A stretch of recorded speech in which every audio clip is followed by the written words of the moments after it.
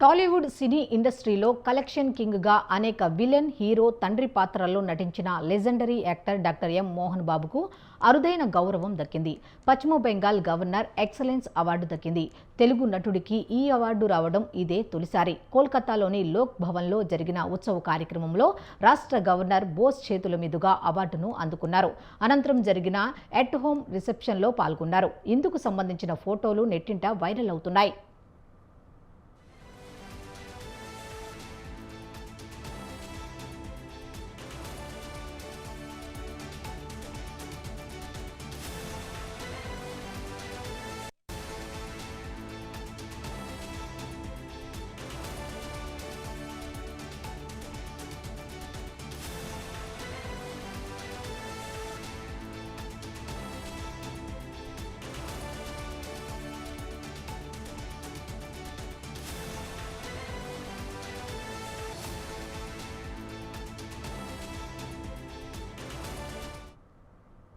టాలీవుడ్ సినీ ఇండస్ట్రీలో కలెక్షన్ కింగ్గా అనేక villain, hero, తండ్రి పాత్రల్లో నటించిన legendary actor doctor M Mohan బాబుకు అరుదైన గౌరవం దక్కింది.